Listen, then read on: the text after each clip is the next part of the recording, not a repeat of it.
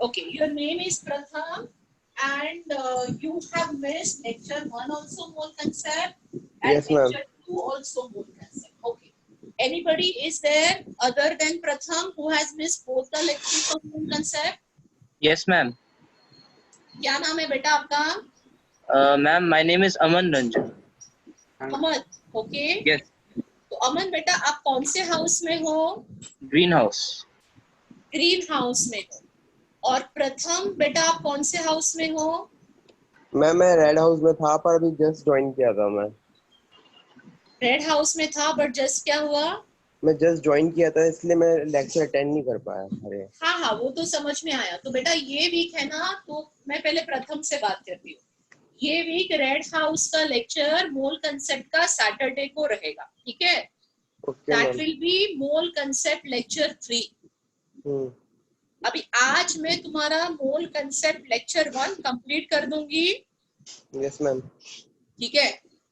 You should go to our YouTube channel. Ma'am.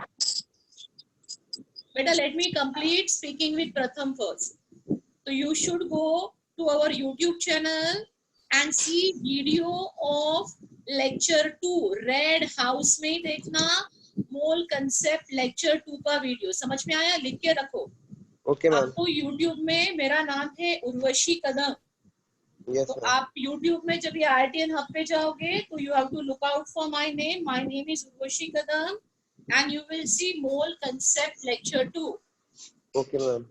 of your house, that is red house. Okay, ये काम आपको कब तक करना है? सैटरडे से पहले करना है. Yes ma'am. तो सैटरडे से पहले आज लेक्चर 1 हो जाएगा, आप लेक्चर 2 देख लोगे और फिर आप रेडी हो लेक्चर 3 आपका जो सैटरडे को होगा. Okay ma'am. अभी लेक्चर 2 जो मैं आपको पढ़ा भी रही हूँ लाइव में, आप वीडियो देखोगे. Okay ma'am. अगले हफ्ते ऑरेंज हाउस में रिपीट होगा. Okay ma'am. तो अगर वीडियो देख के भी आपके मन में कुछ डाउट्स है तो you Yes, can ma'am. Always join next week in orange house schedule and get your doubts clear. Okay but ma'am. Video lecture 3 से पहले देख लेना. लेक्चर 3 से पहले लेक्चर 2 का वीडियो देखना जरूरी है. Is that clear Okay. प्रथम? Yes ma'am. Okay, now tell me, anyone else is there who has missed 2 lectures, mole concept? Ma'am, I have missed the 2 lectures now. This is my first lecture. Okay, this is your first lecture. What's your name, madam? Atharva, Atharva. Which house you are in? Orange House. Orange house. मतलब एकदम new admission है आपकी? हाँ ma'am. अच्छा, तो आप फिर lecture 1 आज अटेंड करोगे और हाँ. आपका लेक्चर 2 हो जाएगा अगले हफ्ते ऑरेंज हाउस के शेड्यूल में ही. As you are in orange house, so you follow orange house का शेड्यूल. ठीक है? Yes ma'am. Anyone else who has missed more than 1 lecture? No one in the class? So that's great. So I start. So बाकी सब लोगों ने सिर्फ lecture 1 miss किया है और बाकी सब लोगों ने लेक्चर 2 से मोल कंसेप्ट अटेंड किया है. और ये वीक सभी का लेक्चर 3 इन कंटिन्यूएशन हो जाएगा. तो बहुत अच्छी बात है. बस 2 स्टूडेंट्स हैं जिनको लेक्चर 1 और लेक्चर 2 समझाना है. So let me go ahead now. What I am doing now, I will start with this new unit. Okay, that is mole concept. So mole concept में initially quickly we understand about chemistry, we understand what we study in chemistry, and I will quickly go defining what is a mole. So इसमें we start understanding this branch of science which you are studying as a separate subject called chemistry. तो chemistry क्या है बेटा? Chemistry is study of matter around us. जो matter है हमारे around हम उसको केमिस्ट्री में पढ़ते हैं. Okay, it is mainly the study of matter around us. जो मैटर है, if I have to classify the matter around us, then there are 2 ways to classify the matter. Matter can be classified by using physical classification. ये सब आपने school में किया है तो ये फटाफट कर लेते हैं. मैटर का फिजिकल क्लासिफिकेशन हो सकता है या मैटर को आप केमिकली क्लासिफाई कर सकते हैं. मैटर से स्टार्ट किया क्योंकि केमिस्ट्री में मैटर को पढ़ते हैं, मैटर का स्ट्रक्चरल एस्पेक्ट, मैटर का कंपोजिशन, मैटर के फंक्शन को केमिस्ट्री में पढ़ा जाता है. Somebody's audio is please, all the audios. किसी का ऑडियो ऑन है तो उसको म्यूट करो बेटा, ऑडियो डिस्टर्ब करता है दूसरे स्टूडेंट्स को. So only when you need to speak, talk to me, ask doubt, then only switch on your audios, otherwise keep the audios closed. So I'm just discussing matter classification into two ways, physical classification and chemical classification. So जो physical classification है वो obviously based on three main states of matter. So matter can exist in solid state, matter can exist in liquid state, and matter can exist in gaseous state. These are the three main physical states of matter, and which are interconvertible. Okay, by exchange of energy. Solid को आप energy provide करो तो वो melt होके liquid बनता है, liquid को आप energy provide करो तो वो melt होके gaseous को vaporize होके gaseous state में चला जाता है, और ये गैस को कंडेंस करके फिर से लिक्विड बन सकता है, लिक्विड को सॉलिडिफाई करके फिर से सॉलिड भी बन सकता है.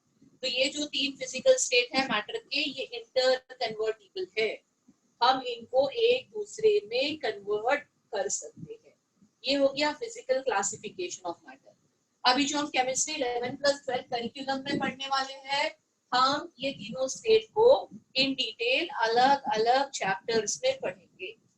Solid state, liquid solution and gaseous state are going to be your chapters upcoming in this chemistry. अभी chemical classification पे जाता है. तो chemical classification अगर मुझे matter का करना है तो मैं matter को दो कैटेगरी में क्लासीफाई करती हूँ, a pure substance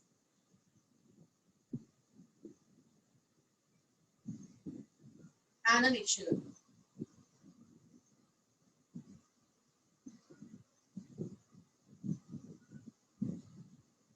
So matter can be classified into two types, a pure substance and a mixture. Pure substance क्या हो सकता है? Pure substance elements हो सकते हैं या pure substance compounds हो सकते हैं. Pure substance can be elements, pure substance can be compounds. Elements किसको कहते हैं? यू नो पीरियोडिक टेबल आपने देखा है, there are 118 elements already discussed okay in the periodic table. तो हम भी अब 11+12 करिकुलम में एलिमेंट्स को डिटेल में पढ़ेंगे in a topic periodic property. Elements के एग्जांपल्स मुझे देने हैं. जैसे aluminium is a element, sodium is a element, hydrogen is an element, oxygen is an element, all these are elements. So this is element जो होता है वो बोलो बेटा सुनाई नहीं दे रहा है? Can't hear you. If somebody wants to talk or ask out, I can't hear you at all. अगर कोई डाउट भी है तो मैं डिस्कस कर रही हूँ, क्लियर हो जाएगा, ध्यान दो. तो एलिमेंट्स जो होते हैं वो एटम्स से बने होते हैं. Smallest part of an element is atoms for majority of the elements. But you can see what I have written here. Is this a atom? No, this is a molecule. So there are some elements जिनका smallest part atom नहीं होता, वो molecule से भी बने होते हैं क्योंकि वो एटॉमिक फॉर्म में एग्जिस्ट नहीं करते. They are so unstable that they are unable to exist in atomic form. तो majority of the elements के लिए smallest part जिससे element बना है वो atoms है. But there are some elements जिसके लिए atoms form possible नहीं है. They are highly unstable to exist as atoms. से hydrogen H atom exist नहीं कर पाता. तो जो भी elemental hydrogen है वो हमेशा किस फॉर्म में रहेगा, H2। तो H2 gas is a elemental state of hydrogen, जिसका स्मॉलेस्ट पार्ट एटम नहीं होता, मॉलिक्यूल होता है। कुछ और एग्जांपल एलिमेंट के जो मॉलिक्यूलर फॉर्म में है, से phosphorus P4 molecular form, sulfur acid molecular form. So these are the elements which are existing in a molecular form. Rest all the elements mainly they are made up of atoms. Compounds किसको कहते हैं, जब भी elements will undergo chemical combination, हम elements को react करके bond form करने के बाद, इनका chemical combination होने के बाद जो बनता है वो आपके कंपाउंड्स है। तो कंपाउंड्स का एग्जांपल देना है तो से water, okay, calcium carbonate, and I can give you a number of example, hydrochloric acid, these are the examples of compound. तो आप कंपाउंड देखोगे तो what is the smallest part of a compound, compound किससे बना होता है, compound बना होता है मॉलिक्यूल से। The tiniest part of compound is molecule. और molecule किससे बना होता है, atom से। So if I'm showing you a structure of water molecule, how is water molecule made up of? Water molecule is made up of elements coming together. Hydrogen and oxygen element are coming together. There is a chemical bond formation between oxygen and hydrogen. So when elements are chemically combining, they are forming a chemical bond between them, a molecule is formed. So atoms are coming together, getting linked chemically, and then you get a molecule. And molecule is going to be smallest part of a compound. Compound को हम दो category में classify कर सकते हैं. We can classify compounds into two types, two categories: organic compound and inorganic compound. So we can further classify compounds into two categories: inorganic and organic.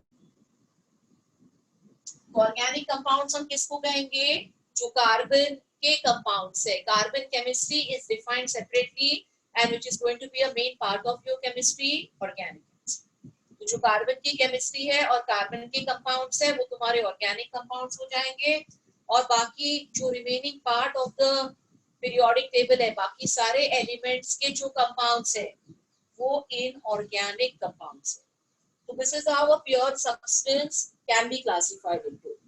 अभी mixture पे आते हैं. मिक्सचर किसको कहेंगे, mixture either elements are physically mixed or compounds are physically mixed. तो mixture physical combination होता है, physically mix होता है. यहाँ पे कोई केमिकल बॉन्ड फॉर्मेशन नहीं. तो जब भी एलिमेंट्स या कंपाउंड्स फिजिकली मिक्स हम करते हैं तो जो हमको मिलता है उसको कहते हैं मिक्सचर. हम मिक्सचर को दो कैटेगरी में क्लासिफाई करेंगे, homogeneous and heterogeneous. So what is a homogeneous mixture? A homogeneous mixture is that where all the components of the mixture are appeared in one phase. एक फेज में mixture के components जब भी हम हमको देखते हैं उसको हम कहते हैं होमोजेनियस मिक्सचर. ये एक फेज का मैं मतलब समझाती हूँ, एग्जांपल देखिए. होमोजेनियस का मिक्सचर है से एयर, और होमोजेनियस का मिक्सचर में दूंगी शुगर का एक्वियस सॉल्यूशन, पानी में जो शुगर का सॉल्यूशन है. तो एयर में oxygen, nitrogen, carbon dioxide, water vapours, ये सारे गैसेस होमोजेनियसली मिक्स्ड है और हम इनको डिफरेंशिएट नहीं कर पाते. They appear to be in one phase and that is what is a homogeneous mixture. Heterogeneous mixture किसको कहेंगे, when component of the gases, okay, और when the component of the mixture is appearing in different phase. वो एक नहीं दिखेंगे, एक से ज्यादा पार्ट्स में हमको नजर आएंगे, तो उसको हम कहते हैं हेटेरोजेनियस मिक्सचर. होमोजेनियस का मैंने और एक एग्जांपल दिया, शुगर सॉल्यूशन. तो आपने शुगर और वाटर मिक्स किया and after mixing sugar will dissolve in water and we won't be in position to differentiate between sugar and water. तो शुगर वाटर हो गया होमोजेनियस मिक्सचर का एग्जाम्पल. हेट्रोजीनियस का example देना है. I will say oil and water. तो आप oil and water को मिक्स करोगे तो ऑयल अलग लेयर दिखाएगा, वाटर अलग लेयर दिखाएगा, और ये होमोजीनियस मिक्सचर नहीं. या आप शुगर एंड सॉल्ट को सॉलिड स्टेट में मिक्स करोगे तो आपको शुगर अलग दिखेगी, सॉल्ट अलग दिखेगा, और ये एग्जाम्पल आपका हेटेरोजीनियस मिक्सचर का है. So is this classification of homogeneous and heterogeneous layer. You can give so many more examples for homogeneous also and heterogeneous also. तो अगर एलिमेंट्स को homogeneous में मिक्स किया तो alloys बनते हैं. तो alloys are the examples of homogeneous mixture and so on. So I have quickly classified matter to you. आप लिख सकते हो quickly, and then I will go ahead defining you something important which I need to teach you more concept.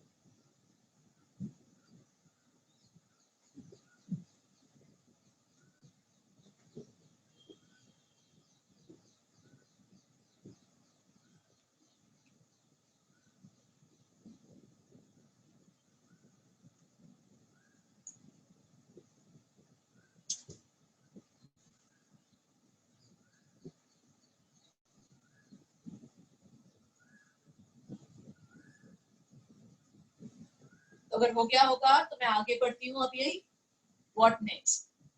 I'm going to teach you mole concept. What is a mole? Mole is a unit that we use in chemistry.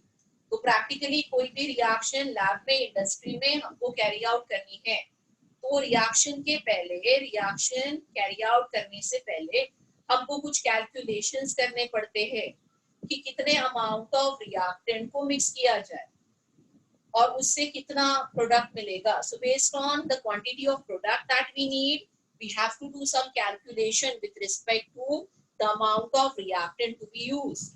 और ये जो basic calculation हम करते हैं इसी को मोल concept या मोल concept से हम वो बेसिक कैलकुलेशन करते हैं. ये कैलकुलेशंस बहुत ही इंपॉर्टेंट है क्योंकि ये कैलकुलेशंस आपको फिजिकल केमिस्ट्री में आगे चल के ऑलमोस्ट हर टॉपिक में करनी है. तो मोल कंसेप्ट एक फंडामेंटल यूनिट है जो सबको समझ में आना ही चाहिए, कोई ऑप्शन नहीं. और इसके लिए okay, each and everything in the mole concept has to be crystal clear, and that's the reason we start this as a first unit of your chemistry curriculum. तो mole concept में कहाँ से start करती हूँ? Atom से start करती हूँ. Okay, तो कोई भी मैटर है, एलिमेंट है, तो उसका स्मॉलेस्ट पार्ट एटम है, और अगर कंपाउंड है तो उसका स्मॉलेस्ट पार्ट मॉलिक्यूल है. तो atom is a smallest undivisible part of a matter. और इस एटम के बारे में एटॉमिक स्ट्रक्चर में आप ज्यादा समझोगे, ज्यादा पढ़ोगे. Various theories to explain structure of atom and all will be taught to you there. What I start in mole concept is understanding some measurable properties of atom, like atomic mass. तो मोल concept में मैं atomic mass से आपको सिखाना start करती हूँ. आपने atomic mass के बारे में स्कूल में भी पढ़ा होगा, राइट? और आपको थोड़ी सी आइडिया होगी अबाउट एटम. तो यही से स्टार्ट करते हैं. एटम जो होता है, एक सिंपल सा question, can we see atom? क्या हम एटम को देख सकते हैं? दिख सकता है हमको atom? Can we see atom? What is your idea? दिख सकता No. है? No. नहीं दिख सकता. It is so tiny that we can not see atom. तो जो भी स्कूल लेवल में आपने एटॉमिक मास समझा है, ओके, इस पॉइंट पे क्लैरिटी लेंगे. एटॉमिक मास का मतलब ये नहीं कि एटम को हमने बैलेंस पे रखा और उसको एक्चुअली वे किया है, जैसे हम किसी बैग को, ओनियंस को, एप्पल को वे करते हैं बैलेंस पे डाल के, वैसे एटम को किसी बैलेंस में डाल के वे करके वो मास आया है. आ ही नहीं सकता. क्यों नहीं आ सकता? क्योंकि एटम हमको दिखता नहीं है. Atom is so tiny that we can not see atom. And we don't have a balance which can precisely weigh atom. और इसके लिए जो हम एटम का मास डिस्कस करते हैं वो होता है relative atomic mass. It is a comparison.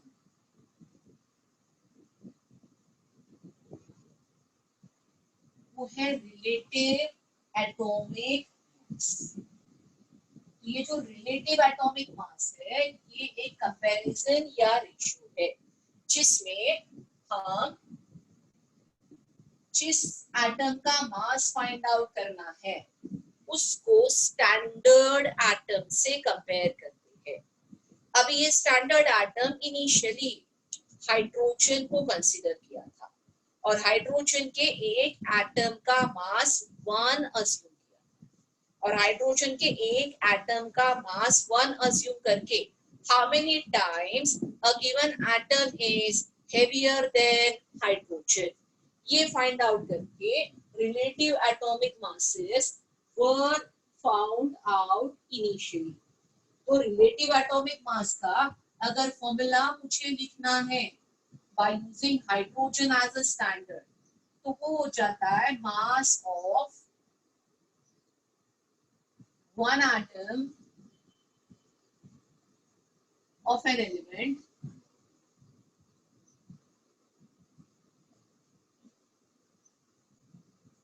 upon mass of one atom of hydrogen. तो इसका सिंपल मतलब, अगर इसका एनालॉजी मुझे देना है तो अगर आप बैलेंस से सोचते हो तो एक पैन में हाइड्रोजन के एटम्स होंगे और दूसरे पैन में जो गिवन एलिमेंट है जिसका हमको मास फाइंड आउट करना है. से फॉर एग्जांपल ये एलिमेंट में ओ लेती हूँ, ऑक्सीजन का मास फाइंड आउट करना है, तो दूसरे पैन में ऑक्सीजन का एक एटम होगा और इस पैन में हाइड्रोजन के एटम्स होंगे.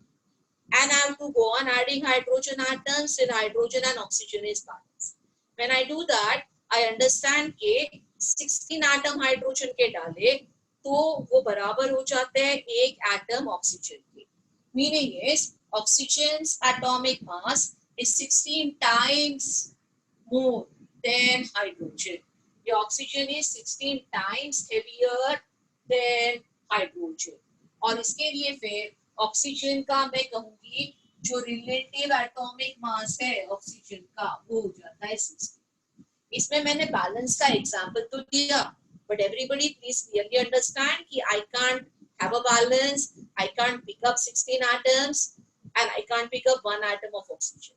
Then obviously आपके मन में डाउट होता है कि अगर ये सब नहीं करते तो ये कंपैरिजन करते किससे है. तो ये सारी कंपैरिजन बहुत ही सोफिस्टिकेटेड इंस्ट्रूमेंट्स के अंदर होती है.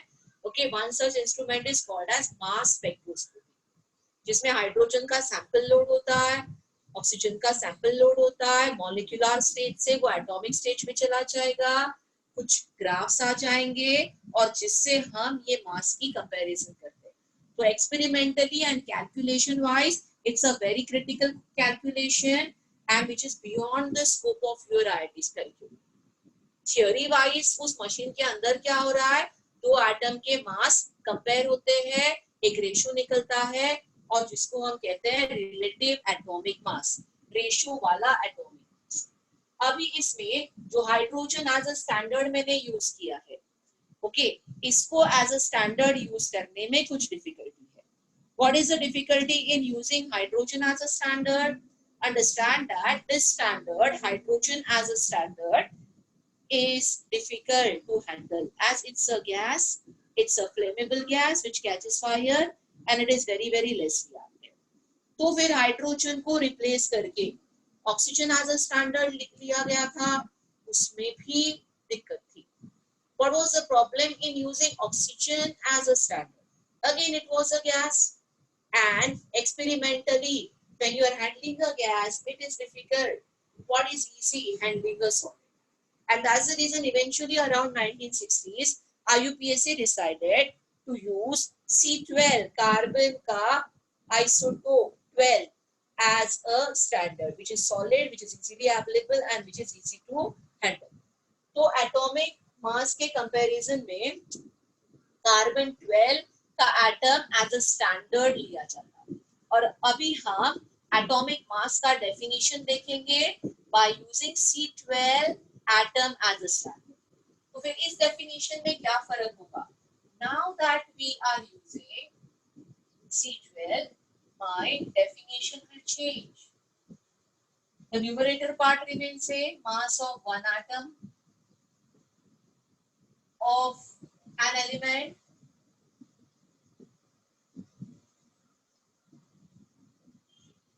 and upon आ जाएगा instead of hydrogen mass of one atom of carbon. और इसके पहले एक फैक्टर मल्टीप्लाई होता है और वो फैक्टर है 1/12 of mass of one atom of carbon. ये फैक्टर क्यों आ जाता है? क्योंकि डिनोमिनेटर में अगर ये फैक्टर नहीं है तो आप देखोगे कि मास of one atom of element upon mass of one atom of carbon में कार्बन का मास तो 1 नहीं है, और अगर कार्बन का मास 1 नहीं है तो इसका आंसर जो है एटॉमिक मास का वो सही नहीं आएगा. यहाँ पे देखो डिनोमिनेटर में क्योंकि हाइड्रोजन का मास 1 होता है, ऊपर ऑक्सीजन का मास 16 है अपॉन 1 और आंसर आ गया 16. बट अगर यहाँ पे हम ये फैक्टर नहीं यूज करेंगे तो अगर ऑक्सीजन के लिए ही मुझे कैलकुलेशन आपको समझाना है तो वो 12/16 हो जाएगा and this is not the atomic mass of oxygen. Okay, so to get the atomic mass correctly अगर carbon as a standard use कर रहे हैं तो फैक्टर हो जाता है 1/12 of C12. So everybody understood about this factor and why we have to use this factor. अगर oxygen carbon के जगह पे कोई दूसरा स्टैंडर्ड लिया, सपोज कार्बन के जगह पे मैंने ऑक्सीजन एज अ स्टैंडर्ड लिया, तो मुझे ये फैक्टर मॉडिफाई करना पड़ेगा. बताओ, ऑक्सीजन एज अ स्टैंडर्ड लिया तो कौन सा फैक्टर आएगा यहाँ पे? 1/16, right? So whatever is the standard that you take, accordingly a factor will come if the standard is anything other than hydrogen. छोड़ के मैम दूसरा एज अ स्टैंडर्ड आप यूज कर रहे हो तो आपको डिनोमिनेटर में एक फैक्टर से मल्टीप्लाई करना पड़ेगा. सो आई सी somebody has a doubt. Tell me, किसको डाउट है? Somebody wanted to speak something? You can ask me doubt if you have. Anybody having doubt? So this is Parth. क्या हुआ पार्थ? बोलो. You can always talk to me. Ma'am, I didn't understand. क्या नहीं समझा बेटा? Ma'am, I just said I didn't understand. कौन सा part नहीं अंडरस्टैंड हुआ?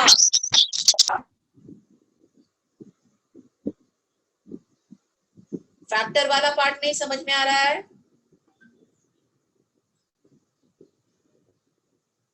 तो मैं फैक्टर वाला पार्ट फिर से समझाती हूँ। देखो, जब ये हाइड्रोजन हाँ yes ma'am. जब ये हाइड्रोजन एज स्टैंडर्ड होता है और अगर मैं ऑक्सीजन का मास कैलकुलेट कर रही हूँ तो ऊपर आएगा 16 और नीचे आएगा 1 और आंसर आएगा 16, क्योंकि हाइड्रोजन का एटॉमिक मास हमने 1 कंसीडर किया, बट कार्बन का एटॉमिक मास 1 कंसीडर नहीं कर सकते, वो 1 नहीं है ना, वो 12 है। तो इसका आंसर ऑक्सीजन के लिए 16/12 आ जाएगा अगर आप ये फैक्टर इंट्रोड्यूस नहीं करते हो तो जब भी स्टैंडर्ड हाइड्रोजन से चेंज हो गया, फॉर्मूला में एक फैक्टर इंट्रोड्यूस हो गया, so as to get the answers of atomic mass right. तो कार्बन एज अ स्टैंडर्ड है तो आपका फैक्टर हो जाएगा 1/12, then your denominator is 1, and as a reason we define relative atomic mass as mass of one atom of an element upon 1/12 of mass of one atom of carbon. So is this clear now? Parth, you asked me doubt. Is it clear now? Yes ma'am. Okay. Then I was discussing कि standard किसी problem में आपको दिया है, carbon standard नहीं है, कोई और स्टैंडर्ड है। बोल रहे हैं कि कार्बन के जगह पे सोडियम स्टैंडर्ड लिया, तो लेते नहीं है भाई सोडियम। सोडियम तो बहुत रिएक्टिव मेटल है, बट मैं जस्ट एज एग्जांपल बोल रही हूँ, कोई सोडियम स्टैंडर्ड लिया तो उसका मास आ जाएगा और उसके अकॉर्डिंगली फैक्टर चेंज हो जाएगा। यहाँ pay anything other than hydrogen आ जाएगा तो उसके अकॉर्डिंगली एक फैक्टर यहाँ पे आ जाएगा। If instead of carbon I take oxygen here, so oxygen's atomic mass is 16 and what factor I have to multiply? 1/16. समझ में आ रहा है? तो मैंने आपको रिलेटिव एटॉमिक मास का फॉर्मूला दिया जो आज हम यूज करते हैं by using carbon as a standard. अभी उसके आगे कुछ समझते हैं। When I am giving you relative atomic mass, I discuss relative atomic mass of oxygen, and the answer by this formula comes 60. And I say relative atomic mass of oxygen is 60. What I'm not understanding is, I'm not understanding how heavy actually is one atom of oxygen. क्यों नहीं समझ रहा है? क्योंकि 16 मैंने सिर्फ number लिखा है, उसके आगे कोई यूनिट नहीं है। I'm not writing it as 16 grams. I'm not writing it as 16 micrograms. I'm not writing it as 16 kilograms. तो जब तक साइंस में सिर्फ नंबर आ रहा है और उसके आगे यूनिट नहीं आता, a number without a unit does not give us an idea of magnitude. Magnitude की आइडिया क्लैरिटी से आनी है तो नंबर के आगे आपको यूनिट लिखना जरूरी है। अभी वो यूनिट क्या है, हम इस यूनिट को डिफाइन करते हैं। That unit is defined as atomic mass. उस यूनिट को एटॉमिक मास यूनिट कहते हैं। इसको इन शॉर्ट रिप्रेजेंट किया जाता है AMU से। Same atomic mass unit was also later called as Dalton, जिसको कैपिटल T स्मॉल a से रिप्रेजेंट करते हैं। And same atomic mass unit is also called as unified mass. तो ये अलग अलग टर्म्स आप एटॉमिक मास यूनिट के लिए ही देखो। यूनिफाइड मास को स्मॉल u से रिप्रेजेंट किया जाता है। तो AMU हो या डाल्टन हो या unified mass, all three mean same. All three are defined in a similar manner. So now what is this AMU and how it is defined as? I am giving you definition of this unit, atomic mass. तो जो हमारा 1 AMU है, how do we define? 1 AMU is 1/12 of mass of one atom of carbon.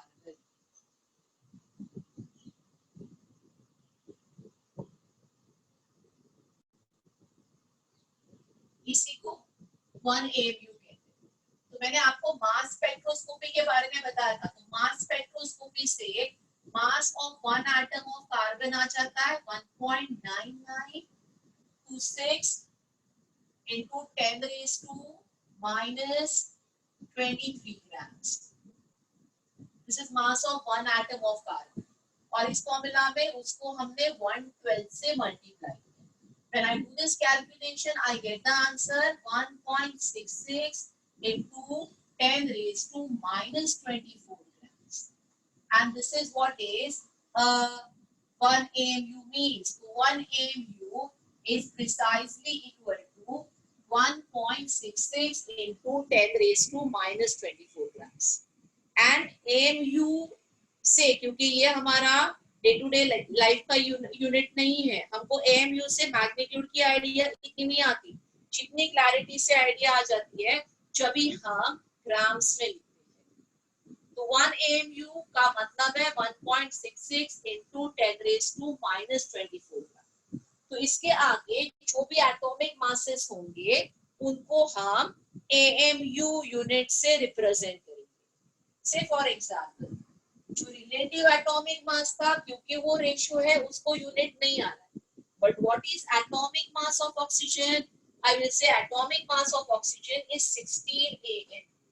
तो relative atomic मास और atomic mass में क्या फर्क है?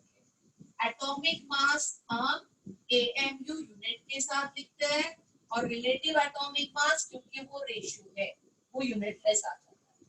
तो ऑक्सीजन का रिलेटिव एटॉमिक मास 16 है, बट ऑक्सीजन का एटॉमिक मास हो जाएगा 16 के. वैसे ही अगर नाइट्रोजन है तो relative atomic mass is 14, but atomic mass is 14 AN.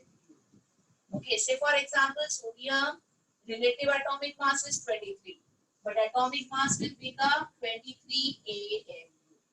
So is everybody understanding the difference between atomic mass and relative atomic mass? हम कैलकुलेशन में क्या यूज करेंगे? ऑब्वियसली एटॉमिक मास, क्योंकि इससे ही मेजरमेंट पॉसिबल है, इसको यूनिट है, उसी से सेंस आता है.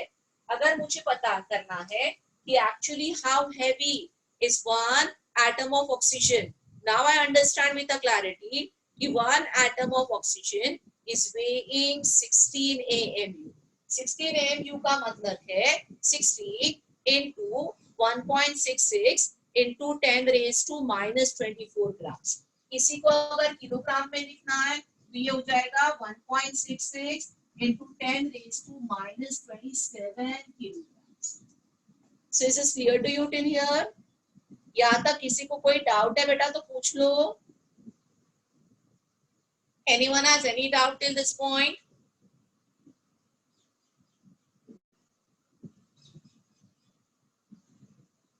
So is relative atomic mass and atomic mass and the difference clear to everybody? अभी ये जो मैंने कैलकुलेशन करके एक कन्वर्जन दिखाया है कि 1 AMU is 1.66 into 10 raised to minus 24 grams. इसको आपको याद करना है. ओके, इसको हमको कैलकुलेशन में यूज भी करना है. आगे चल के हम जो भी कैलकुलेशन करेंगे उसमें हमको इसको यूज भी करना है. तो please copy the content of the board. I am waiting for 5 minutes and then we can go ahead.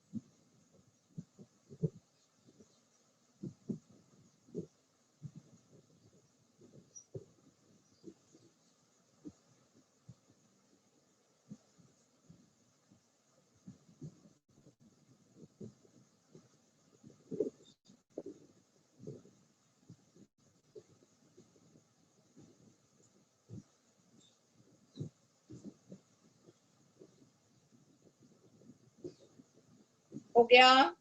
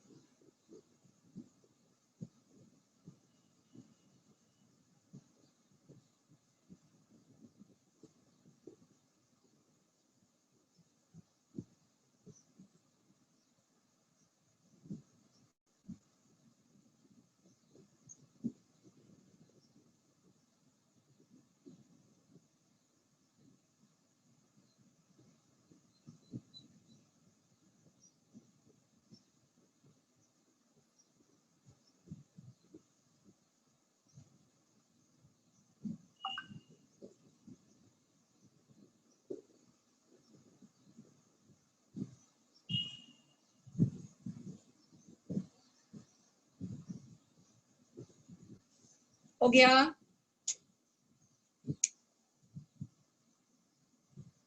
Can we go ahead?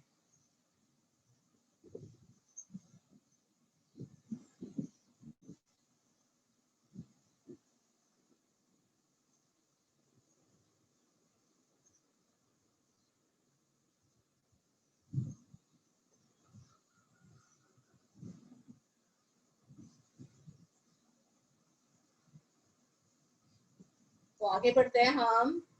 Okay, what next? मैंने आपको एटॉमिक मास समझाया. अभी क्या कैलकुलेशन जब भी हम करेंगे एलिमेंट्स के मास का, तो क्या हम एटॉमिक मास को उस कैलकुलेशन में यूज करते हैं या कोई और दूसरा मास है जिसको यूज करते हैं? Answer is for majority of the elements we are unable to use this mass. Reason क्या है? ये जो एलिमेंट्स है हमने स्कूल में पढ़ा है कि they are present in the form of their isotopes, and that's the reason we are unable to use atomic mass directly. तो फिर हम क्या करते हैं? Let us understand. So to understand what I'm going to talk after this, let us quickly revise what are isotopes. अभी isotope को clarity से समझना जरूरी है. तो आइसोटोप में क्या सेम होता है? एटॉमिक नंबर सेम होता है. बट आइसोटोप में क्या डिफरेंट होता है? Atomic mass number. So in short, isotopes are the atoms of the same element which differ in their atomic mass. इनमें जो डिफरेंस होता है वो एटॉमिक मास का डिफरेंस होता है. इनमें एटॉमिक मास अलग है. से फॉर एग्जाम्पल हाइड्रोजन नंबर 1 मास का जो आइसोटोप है, जिसको ड्यूटेरियम डी से लिख सकते हैं या एच भी लिख सकते हैं, जिसका नंबर 1 है मास 2 और ट्रिटियम नंबर 1 मास 2. तो इसको डी टी से भी रिप्रेजेंट करते हैं या H also we can continue. तो अभी इसमें आप क्लैरिटी से देख रहे हो कि ये तीनों एक ही एलिमेंट के एटम्स है. तीनों का एटॉमिक नंबर सेम है. तीनों हाइड्रोजन के ही एटम्स है. बट तीनों में जो फर्क है वो मास में है. और एग्जाम्पल O16, O17,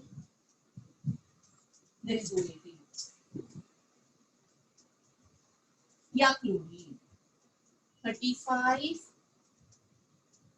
क्लोरीन 37.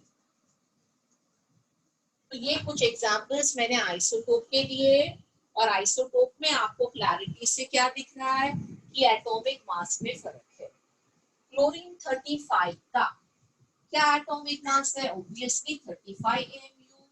तो अगर क्लोरीन 35 का मुझे एटॉमिक मास समझना है तो क्लोरीन 35 का स्पेसिफिकली एटॉमिक मास हो जाता है 35. क्लोरीन 37 का क्या एटॉमिक मास आ जाएगा? 37 AMU. अभी दिक्कत की बात, दिक्कत ये है कि जब भी मैं क्लोरीन गैस की कोई रिएक्शन करती हूँ, I am using chlorine gas to carry out a reaction. उस गैस के सैंपल में सारे क्लोरीन के एटम्स 35 वाले नहीं होते और सारे एटम 37 वाले नहीं होते, दोनों मिक्स्ड है. So whenever I'm using chlorine for any experiment, in that some atoms are with atomic mass 35 m and some atoms are with atomic mass 37 m. And that's the reason using any one of them for calculation is a mistake. अगर हम 35 m use से calculate कर रहे हैं तो हम गलत जा रहे हैं. हम 38, 37 m यूज से कर रहे हैं तभी भी गलत जा रहे हैं, क्योंकि जो मिक्सचर हमारे पास है उसमें दोनों है. तो ऐसे केस में जिनमें आइसोटोप्स है, जिस एलिमेंट्स में they are existing as isotopes, the mass that we use is called as average isotope.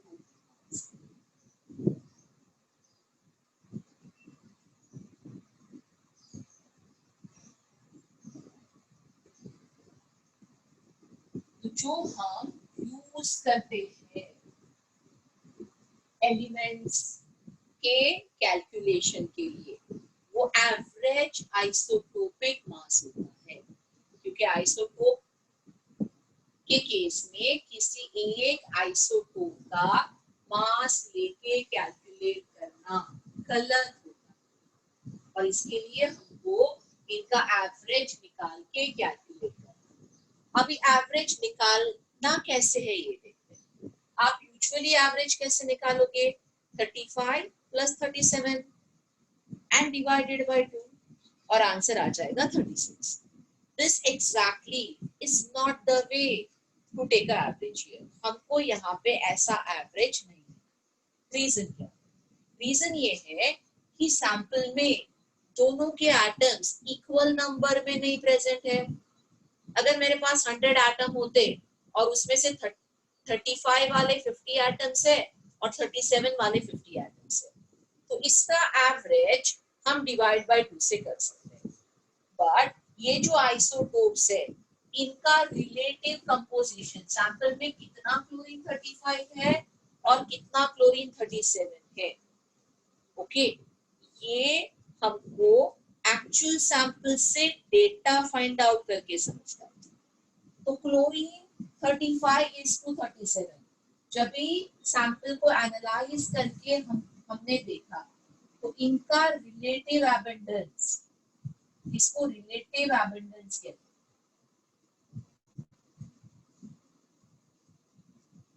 इनका जो रिलेटिव एबंडेंस है वो क्लोरीन 35 अगर 75% प्रेजेंट है तो क्लोरीन 37 25%.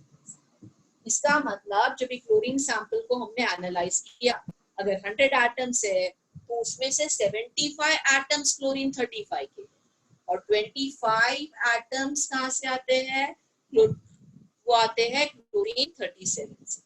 ओके, ये आप परसेंट फॉर्म में लिख सकते हो, ये आप फ्रैक्शन फॉर्म में लिख सकते हो कि 0.75 फ्रैक्शन इज 35, 0.25 फ्रैक्शन इज 37, या ये आप बाय पार्ट्स लिख सकते हो. तो जो सैंपल है उसमें 3 पार्ट 35 है, 1 पार्ट 37. अभी ये जो कंपोजिशन मैंने यहाँ पे लिखा, ये जो कंपोजिशन है वो हर एलिमेंट के लिए अलग है. क्लोरीन के लिए 75:25 है. ये रेशियो O16, O17 और O18 के लिए कुछ अलग होगा. कहाँ से समझेगा? उसके सैंपल को एनालाइज करके समझेगा. तो ये जो रिलेटिव एबंडेंस है ये हमको एक्सपेरिमेंटली बाय एनालाइजिंग सैंपल समझता है.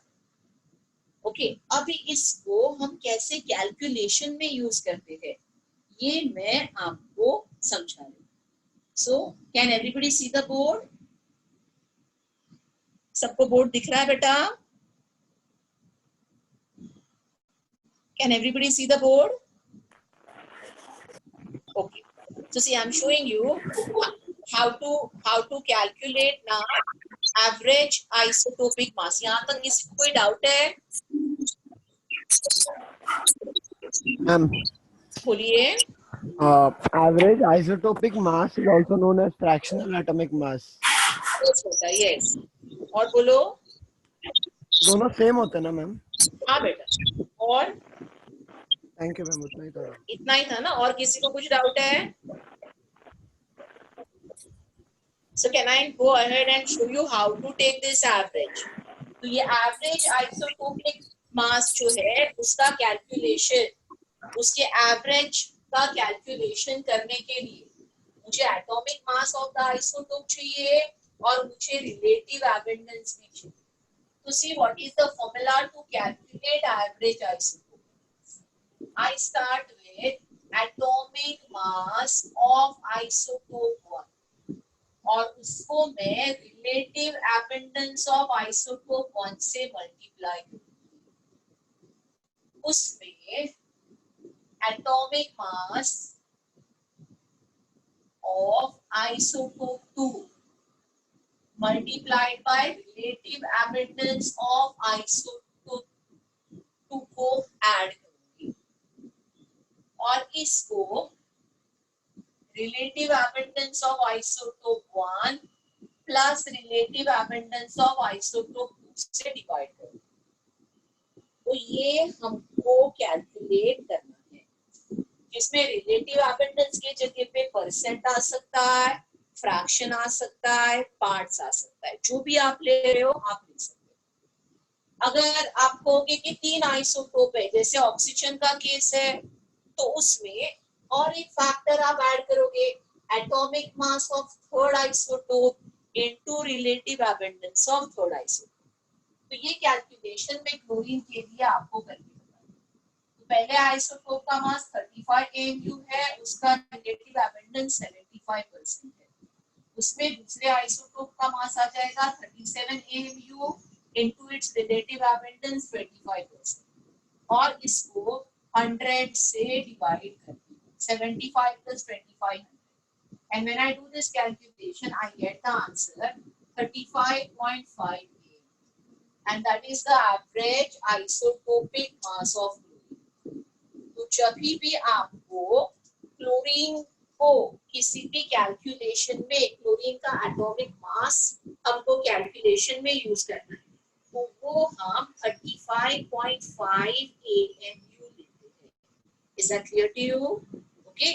So copy till this. I'll give you some small problems based on this, and then we can go ahead.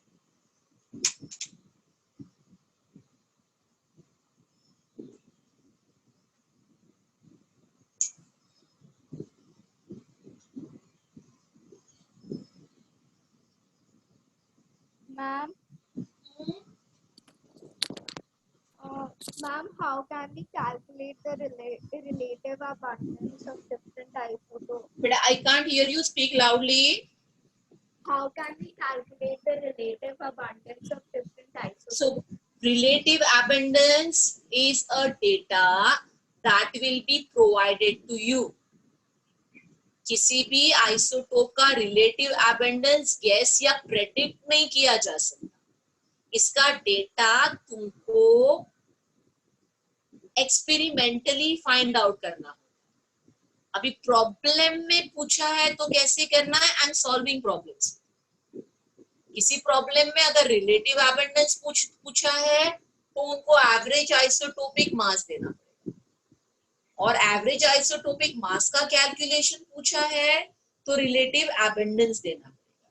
तो कैलकुलेशन कैसे करना है ये मैं आपको समझाऊंगा, बट प्रैक्टिकली पूछ रहे हो तो कोई गेस वर्क नहीं, ये एक्चुअली एनालाइज करके एलिमेंट्स का सैंपल एनालाइज करके समझता है। तो यहाँ तक कॉपी करो, मैं एक दो सिंपल प्रॉब्लम्स करवाती हूँ।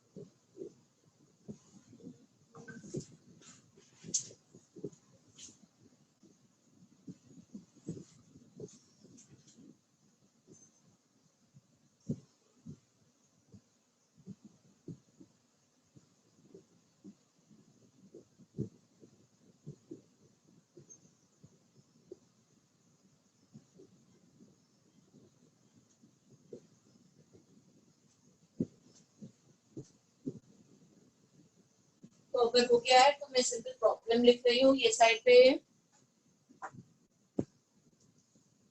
इसको कैलकुलेट।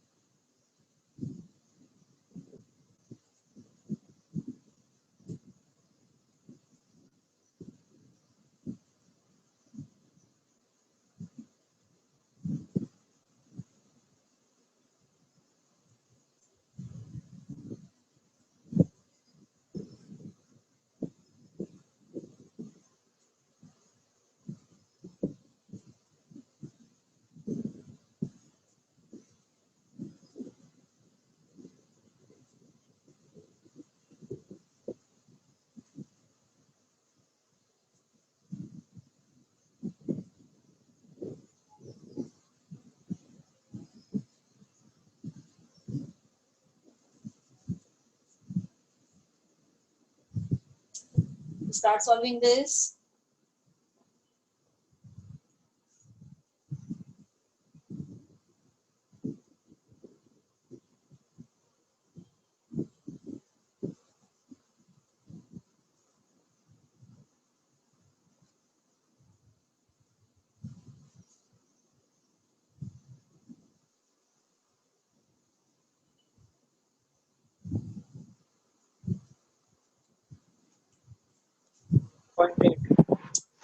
कितना आया बेटा?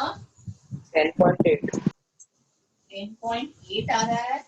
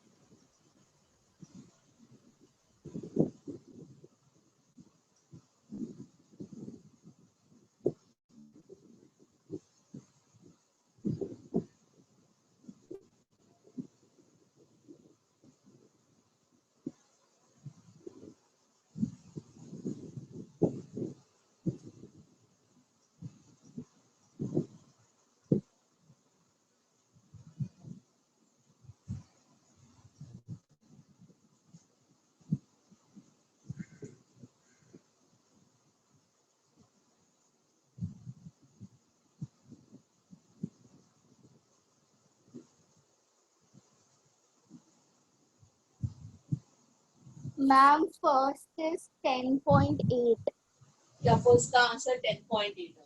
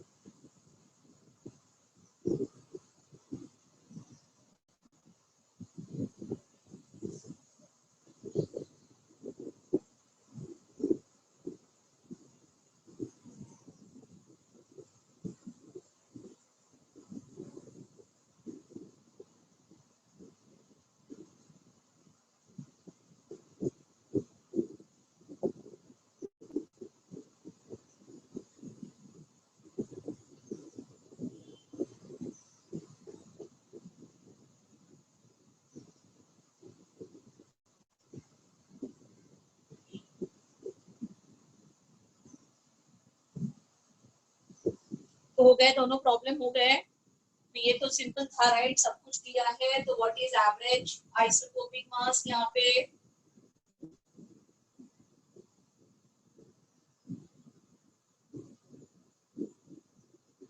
आपको एटॉमिक मास 10 को 19.6 से मल्टीप्लाई करना है और एटॉमिक मास 11 को 80.4 से मल्टीप्लाई करना है and divide by 100.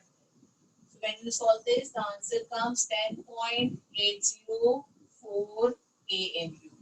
That is the average isotopic या average atomic mass for boron. अभी नेक्स्ट प्रॉब्लम में क्या किया है? नेक्स्ट प्रॉब्लम में हमको एवरेज आइसोटोपिक मास का आंसर दिया है, ये दिया है और रिलेटिव अबंडेंस पूछा है कि C12 का कितना है और C13 का कितना है। तो जो C12 है अज्यूम करना पड़ेगा, तो let the abundance of C12 dx and therefore C13 का कितना आ जाएगा? दोनों मिला के 100 है, अगर 12x है तो 13 हो जाएगा 100 माइनस x। और अभी हम एवरेज आइसोटोपिक मास के फॉर्मूला में इसको सब्स्टिट्यूट करें।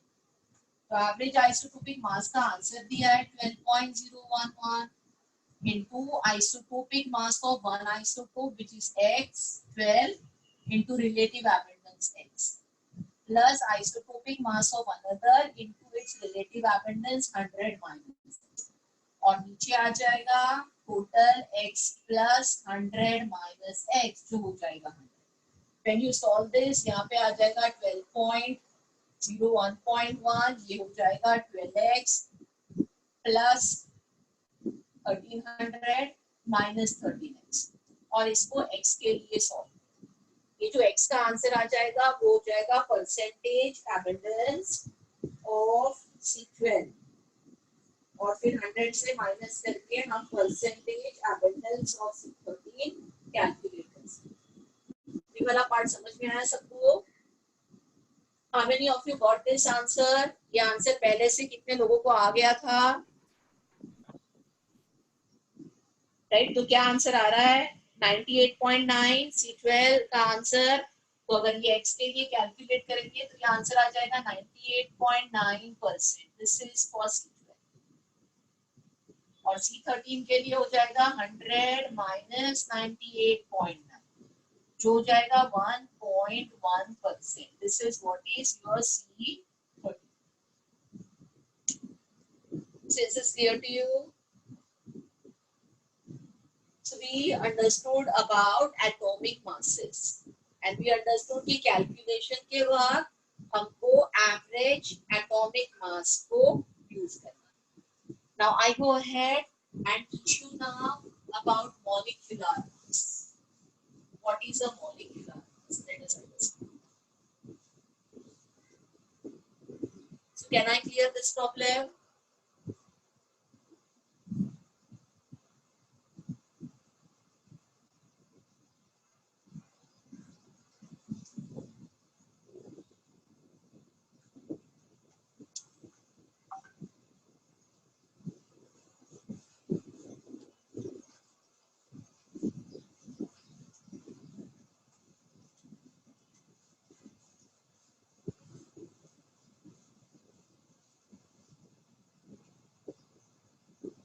You'll understand now what is the molecular mass. तो molecular mass एक बार atomic mass समझ में आया तो molecular mass बहुत सिंपल है।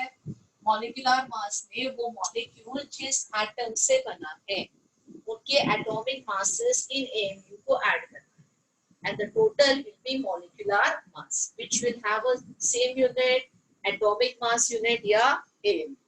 तो अगर मुझे water दिया है और water का molecular mass find out करना, so I will simply add for 2 hydrogen 2 Mu, for oxygen 16 and water का molecular mass हो जाएगा 16. If I am having say for example ammonia तो मुझे नाइट्रोजन का 14 लेना है, 3 हाइड्रोजन को ऐड करना है and I have to take it as 17. If I am calculating molecular mass of sulfuric acid, 2 hydrogen, 1 sulfur and 4 oxygen, and the total is 98 AN. If I am calculating it, say for calcium carbonate, then calcium plus carbon plus 3 oxygen, and it is 100 AN and so on. तो molecular mass के लिए हमको कुछ भी नहीं करना है, जो भी एटम्स है उनके एटॉमिक मासेस को जो AMU में दिए हैं उसको simply add the atomic masses in AMU to get the molecular mass. तो यहाँ तक क्लियर हो गया मॉलिक्यूलर मास का, कितना कॉपी करो और इसके आगे we start understanding मोल. मोल का डेफिनेशन, मोल क्या है ये हम स्टार्ट कर सकते हैं with this much knowledge.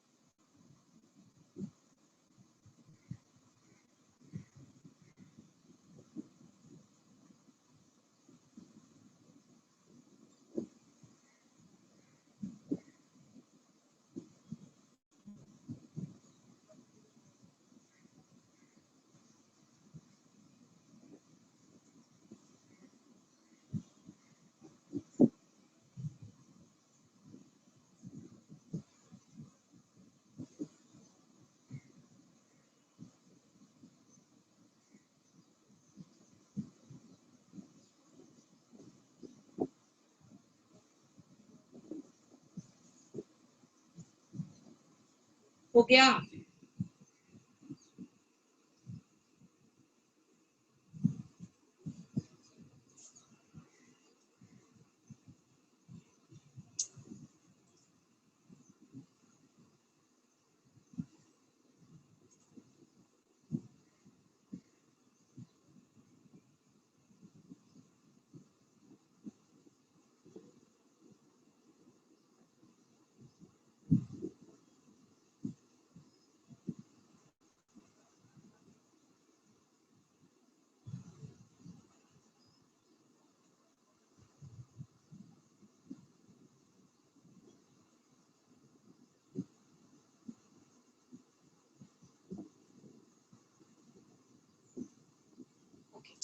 So let us understand mole. तो मोल क्या है? मोल एक यूनिट है. तो आपको स्कूल में जब 7 बेसिक फंडामेंटल यूनिट सिखाए गए तो उसमें मोल भी था. मोल is one of the 7 SI units and it is a unit for amount of substance. Mole amount of substance को मेजर करने का यूनिट है.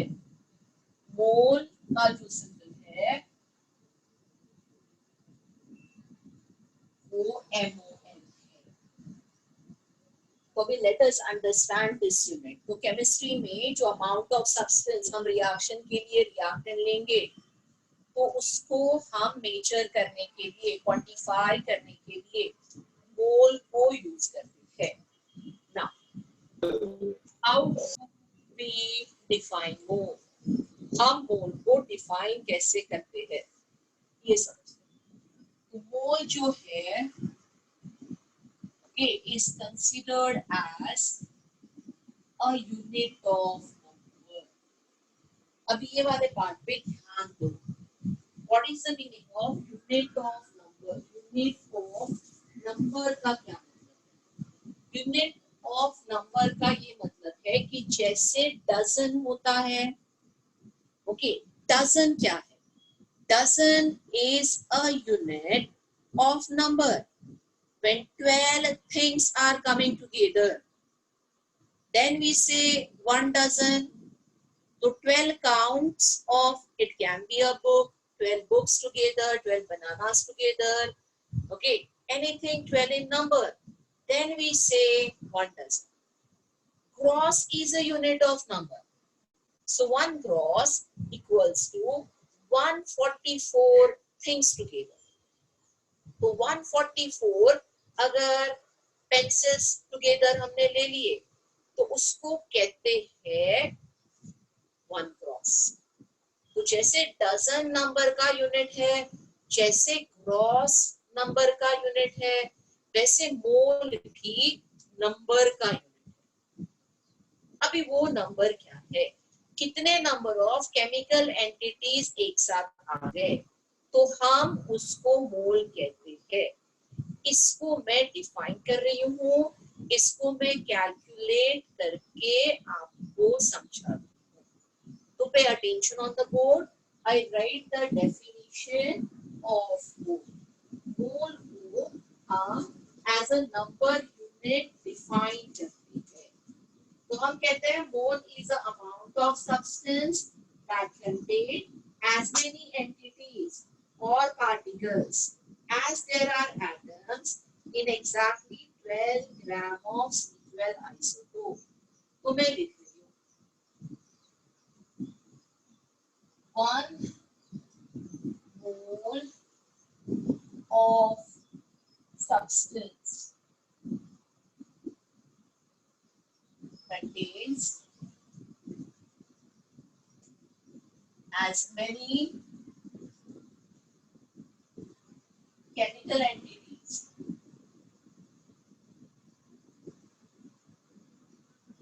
और particles. इसका क्या मतलब है? इसका मतलब ये है कि अगर ये substance element है तो एलिमेंट एटम से बना होगा तो 1 mole will contain as many number of atoms. अगर ये कंपाउंड है तो ये मॉलिक्यूल से बना होगा तो 1 mole will contain as many number of molecules. अगर ये आयोनिक है तो ये आयन से बना होगा तो 1 mole of substance contain as many chemical entities, means atom, molecules or ion as that present in.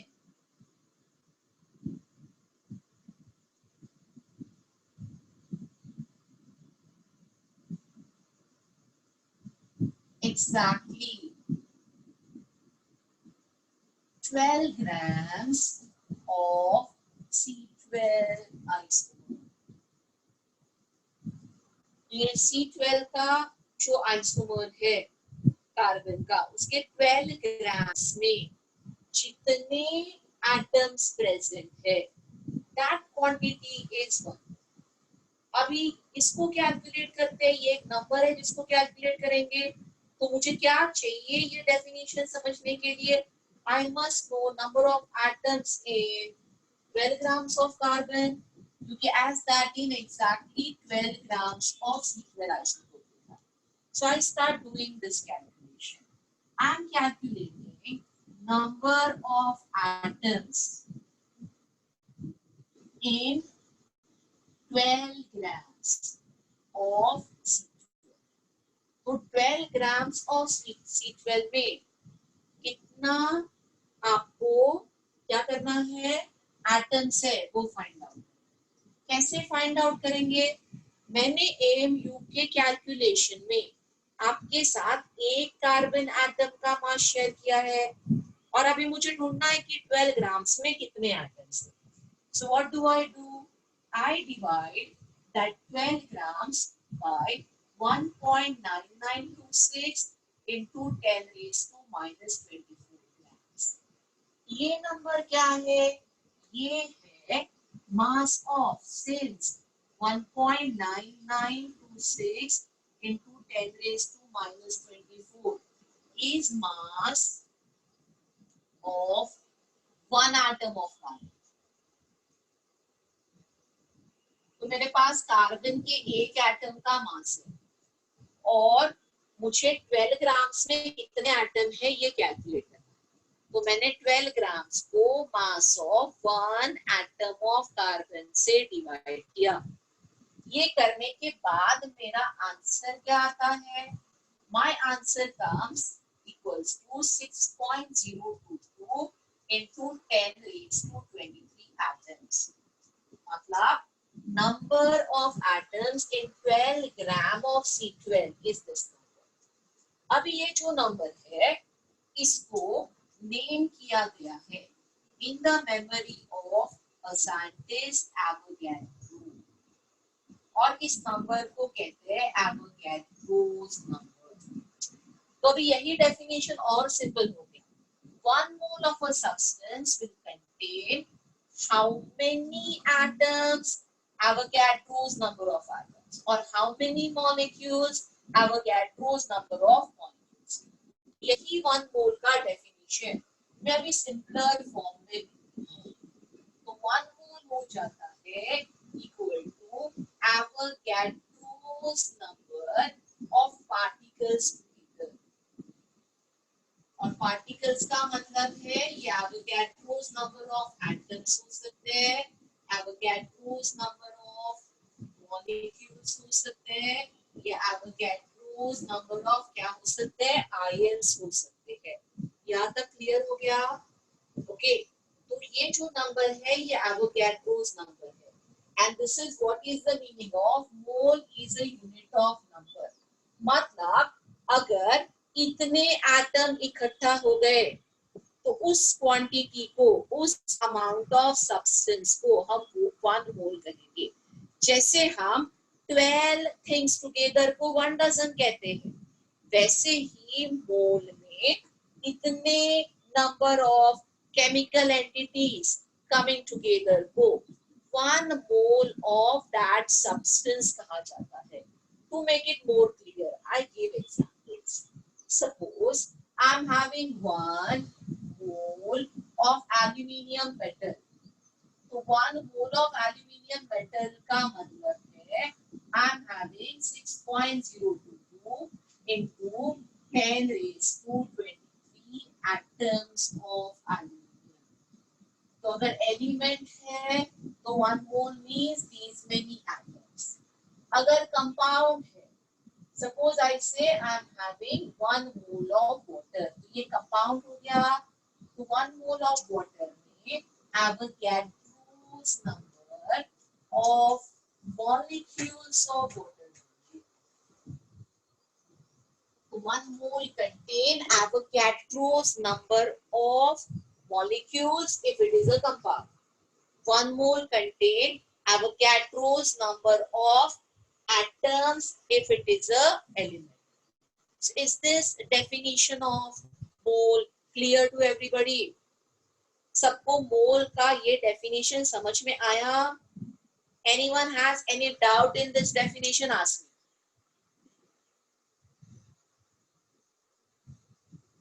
तो अगर ये definition clear है तो लेक्चर 1 में मैंने mole concept को start किया है जो हम लेक्चर 2 में खत्म करते हैं। तो majority of you have sat for lecture 2 जिसमें मैंने ये फर्स्ट डेफिनेशन के आगे और 2 तरह से मोल को डिफाइन किया है, but it basically starts with this definition only. So you all copy it in here. I will just clear couple of more concept with you and that's it for today's lecture. तो आप board से इसको copy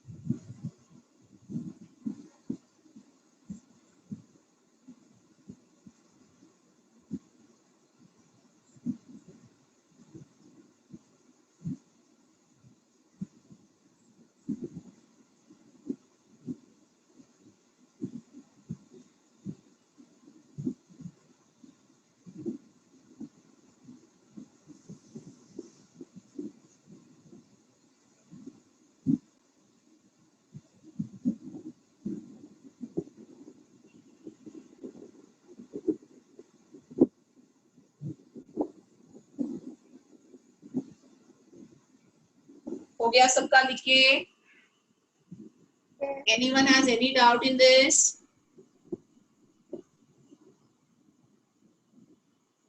Have you finished copying it down from the board?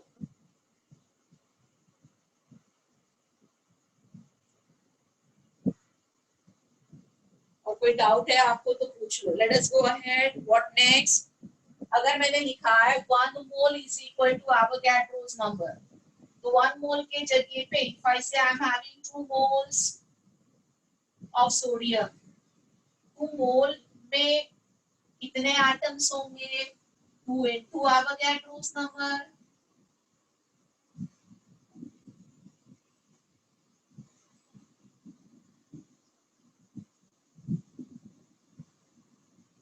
तो किसी भी element या compound के मोल दिए हैं तो उससे हम नंबर आसानी से फाइंड आउट कर सकते हैं. इफ आई से I am having 4 mole of methane, so that means it will have 4 into Avogadro's number of molecules of methane. यहां तक सबको समझ में आ गया? Anyone has any doubt till here? अगर 4 मोल ऑफ मीथेन में मॉलिक्यूल्स के जगह पे number of atoms find out करना, दैट इज क्वेश्चन पूछा है. How many atoms are present in 4 mole methane? तो मैंने ऑलरेडी समझा दिया कि आपका 4 मोल मीथेन है तो उसमें 4 into Avogadro's number of molecules है. अभी मॉलिक्यूल से एटम के तरफ कैसे जाना है? आप एक मॉलिक्यूल ऑफ मीथेन को देखो. मीथेन का एक मॉलिक्यूल 5 एटम्स से बना है, जिसमें एक कार्बन का एटम है और 4 हाइड्रोजन के एटम है. तो अगर एक मॉलिक्यूल में 5 एटम है तो कितने मॉलिक्यूल्स में कितने एटम होंगे? Therefore I will say 4 mole of methane will contain 5 into 4 into 6.022 into 10 raised to 23 atoms. So this is how you calculate number of atoms present in any compound. So everybody understood till here? Anyone has any doubt till understanding of this? तो पूछ लो. तो आज के lecture में कोई भी doubt है यहाँ तक तो आप पूछ लो. आपका लेक्चर 2 जो है मोल कंसेप्ट का वो इसके आगे स्टार्ट होगा. ओके, ये डेफिनेशन के आगे वाला पार्ट आपको लेक्चर 2 में मिल जाएगा. So is that clear everybody? मैं लेक्चर 1 के लिए एक असाइनमेंट भी ग्रुप में डाल दूंगी. So small little problems, some 15 you can solve based on whatever is taught to you in lecture 1. अगर और कुछ डाउट है तो पूछ लो, अदरवाइज बोलिए बेटा. The Avogadro's number it is 6.022. हाँ बेटा. Can we use 6.023 as well? नहीं 23 नहीं है, वो आपके स्कूल बुक्स में रॉन्ग है. आप गूगल करके चेक कर सकते हो. Avogadro's number 6.022 ही है. So all the calculations now you will take this number. I think in ICSE में वो number wrong printed है. Okay, ma'am. You can always cross check. It is on Google. It is 6.022 into 10 raised to 23. हम सारे calculation में उसको 2 ही लेंगे. आप अगर ये एक्चुअल डिवीजन करके देखोगे ना कैलकुलेटर से तो ये 6.022 के आगे 0 आ जाता है, तो राउंड ऑफ करके भी 23 नहीं बन सकता.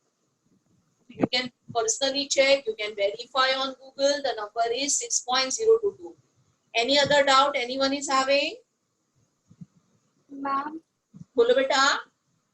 ma'am, for this chapter, which textbook do we have to refer for the theory इस part? नंबर क्या, उसके आगे कुछ सुनाई नहीं दिया.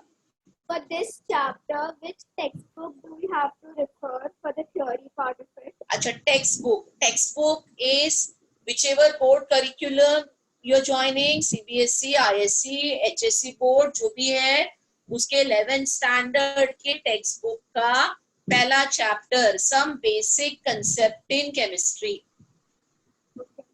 So this will come under a unit called some basic concept in chemistry, in whichever curriculum that you plan to join in. और बोलो, और कुछ डाउट है बेटा? सिर्फ no doubt, that's it for today. आपका अगला लेक्चर है ना आज 12 बजे से 12 to 2. I think you have math session also today, right? So that's it for today. और जो 2 लोग जिन्होंने लेक्चर 2 मिस किया है, will see a video and catch up in respective batches. आप लेक्चर 2 का वीडियो देखोगे और ऑरेंज हाउस में नेक्स्ट वीक लेक्चर 2 में फिर से पढ़ाऊंगी. ठीक है? So that's it for today. See you next week. Bye everyone. Thank you. Bye Thank you, ma'am. Bye bye everyone. Bye.